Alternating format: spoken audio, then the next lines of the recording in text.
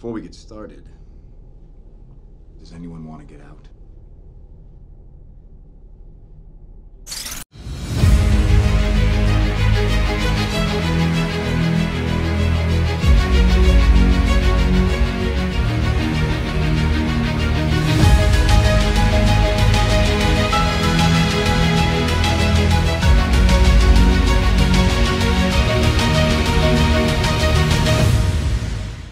Hello, everyone, and welcome to this week's episode of Avatar Rewatch.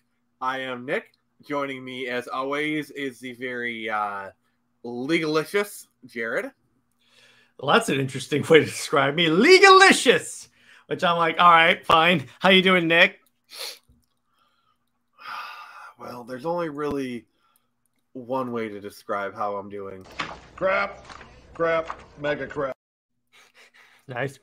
But can I just say before we get started, I love how we went from Sokka's Batman to Sokka's a war criminal now. Dude, spoilers! It's in the title. Okay, I need to get that clip. I need to get the River Song spoilers clip. Mm-hmm. Anyway. So getting back to the whole reason we're here, we're on episode 17 of Avatar: The Last Airbender, titled The Northern Air Temple. So I think this is a really, really interesting episode. Thrilling, but also really interesting because we see Aang going to the Northern Air Temple, you know, with another kind of abandoned air temple. Basically, they have it like on the four kind of quadrants, like Northern, Southern, Eastern, Western kind of thing. And so they're there, and they see that it's occupied now, with basically a bunch of people flying around. And it's occupied this guy named the Mechanist, who is kind of like doing all the machines and whatnot. And then, you know, and Aang is kind of really upset because they've desecrated his culture. But it does kind of raise an interesting question. Like, air nomads have been gone for 100 years. And while it is important to preserve culture, like, don't you think someone else would want to occupy the space? I don't know. Mm-hmm. Yeah, and it was, as far as we know, abandoned for so long. So it's not like they just there was a bunch of airbenders there, and the other people just rolled in. Yeah. Like it's not like, you know, that is a very, like, I think I can see both sides in the argument, honestly. Oh yeah. But yeah, like, also the one of the protagonists of this episode is a person in a wheelchair, which you don't really see in television much. No, you don't, even though you should. DC Comics with Oracle. Yeah, I'm still salty about that. But anyway, so, you know, they talk about like the spear and like one of the things that like I was watching the episode, I was kind of reminded of Firefly, and there's a line, "You can't take the sky from me." And so there's a lot of the wind, watch how I soar. Yeah, it reminded me of that one too. Too soon, bro. Well, yeah, I know. Watch how I soar. Oh no. Too soon, but I 100% got that. A lot of the show reminds me of Firefly, really, when you think about it. Yeah, we need to do a rewatch of that at some point. Oh, hell yes. We need. That's like one show by He Who Must Not Be Named that I will watch. Nice. That worked. But yeah, so you know, so we're kind of going through there. What are kind of like your initial thoughts of this episode? Like, kind of, you know, thoughts of it and kind of like the show up to this far. I liked how like Aang could immediately tell that these people that were flying around were not airbenders based upon their movements and such. It shows like he's still. It shows how like in tune with the air, if you will, with airbending he is.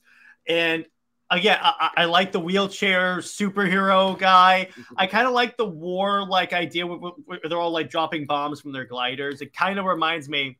This whole episode kind of made me go hell yeah, because it reminded me of the DC Comics character Kite Man. So it's like, I mean, come on, dude, it's right there. And yeah. I also liked how this dude like built all these elaborate he kind of reminded me of Tony Stark in a way, because he built like all these elaborate like machines and such. It's like if Tony Stark were in Avatar.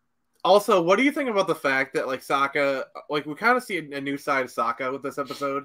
Like, I think this is really the start of like where it shows how Sokka is really actually really freaking smart. I mean, we did say he is Batman.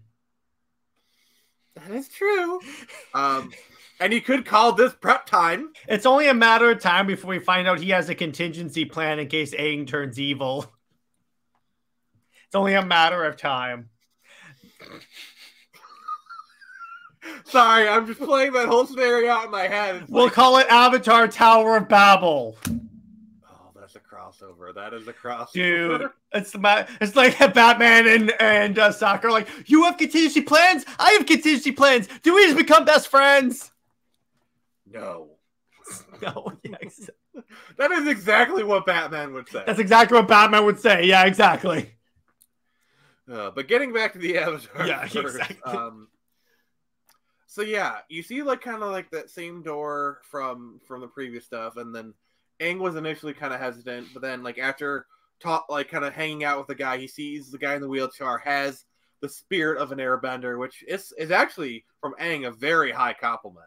Mm-hmm. Yeah, we're all Team Airbender. Now you know how it feels when you're making puns on my show.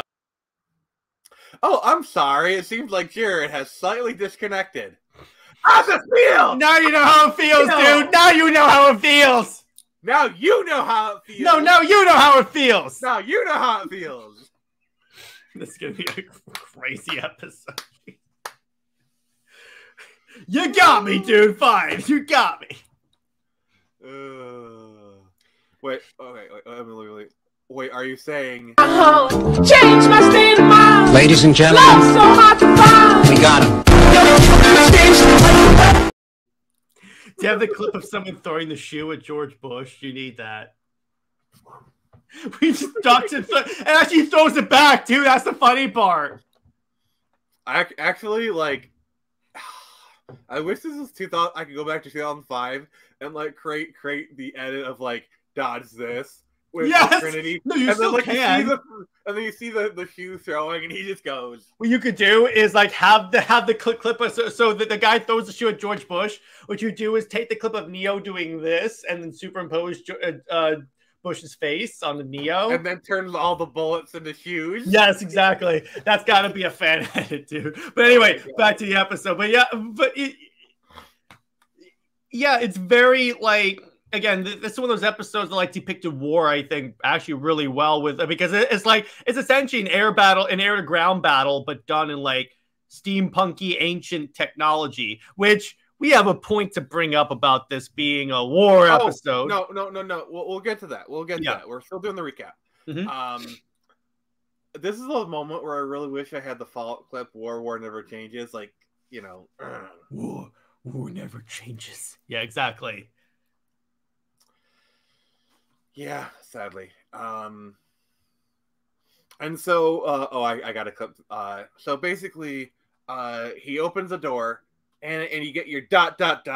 moment, and basically it's revealed that the Mechanist has been making weapons for the Fire Nation in exchange for them leaving him alone, which it's really heinous. That happens in war, though.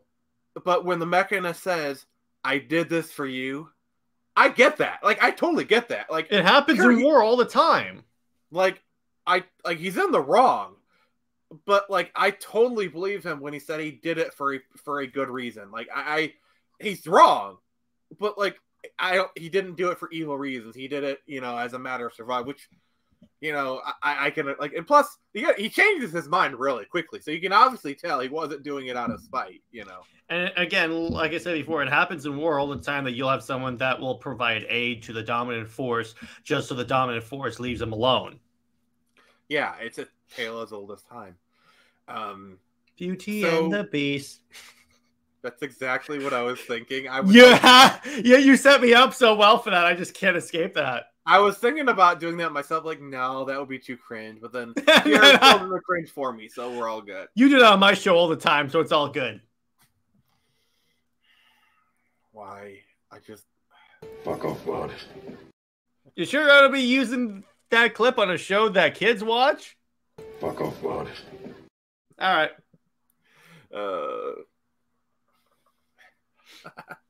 I don't... just this once. So, well, twice, but whatever. Who's counting?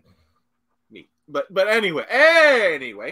So basically, you have a Fire Nation person come, and he's like, "Oh, we're gonna attack you," and so basically, they're talking about like the Fire Nation, and so they basically this happens. This is just what they want. You're playing their game.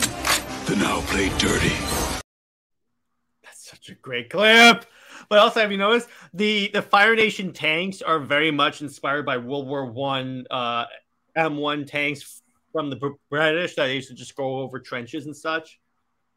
Yeah, so it's a little more steampunky, but yes. So basically, they they kind of like do their aerial bombardment, and I gotta say, this whole sequence was actually very thrilling. Like the whole like running up, jumping, and flying, and just like that whole sequence was like so exhilarating. Like it was it's such a great action scene. It's like you got gliders showing up, dropping like little bombs on them. The show's response to this was like, "You didn't see that coming?" Yeah, exactly. And so this is the point where we get to the little topic of discussion, like the whole reason. So this video is titled, "Is Sokka a war criminal?" Now, Jared is a little bit into this, but like, so as some of you guys may know, there is some discussion in the fandom of if Iroh is a war criminal. Now, before we kind of get into talk with this, I actually kind of need to give a shout out to Overanalyzing Avatar, a YouTube channel here, who he does like much better. This he basically does what we do, but like a lot better. So shout out to him. Also, I'm giving him credit for this part because like I don't want to be an a-hole. He pointed out more than you already are. I'm only kidding. Fair. The fact that I just admitted to it right away. I know. Anyway, so when he did this episode, much better. Go watch that instead of this. Yeah, don't watch our videos. Go watch someone else's I video. am way too humble for my own good. I'm a humble a-hole. Let's go that one. He pointed out that you see Sokka using a war balloon with the Fire Nation insignia on it. In fact, they even point this out in the episode, and they use that to drop bombs onto the Fire Nation. And I actually have the Geneva Convention pulled up on my screen.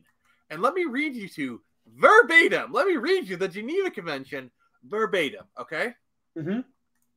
Article 23F of the 1899 Hague Regulations provides, and this is a quote, "It is especially prohibited to make improper use of the national flag or military ensigns and uniform of the enemy."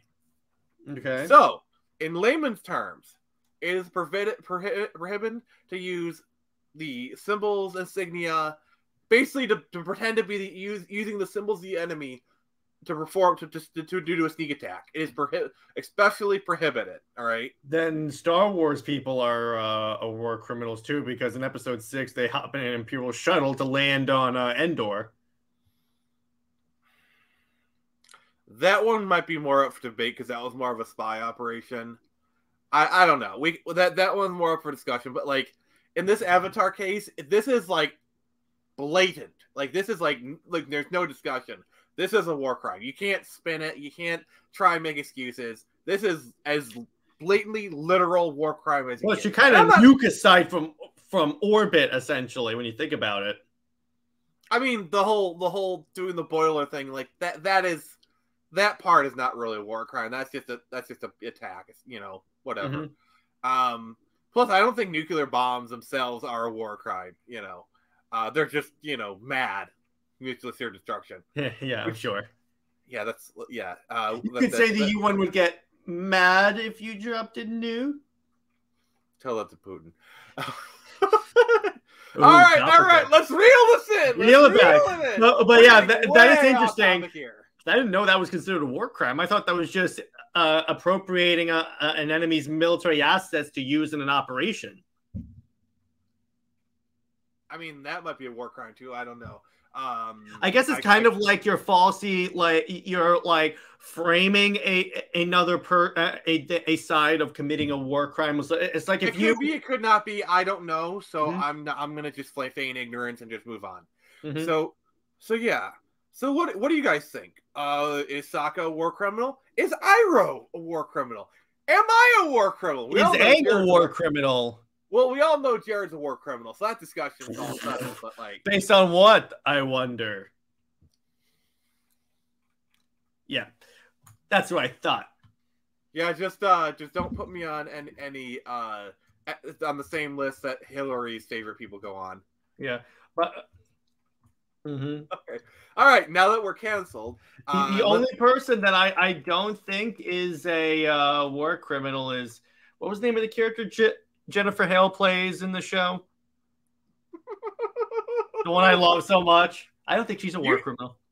You say that just because she's hot.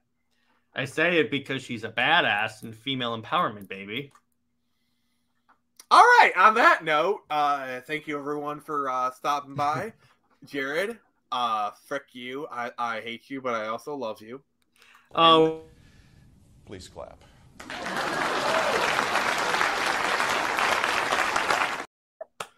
So yes, on that very, very cringy note, I just want to say thank you. And remember, I can only show you the door. You're the one who has to walk through it.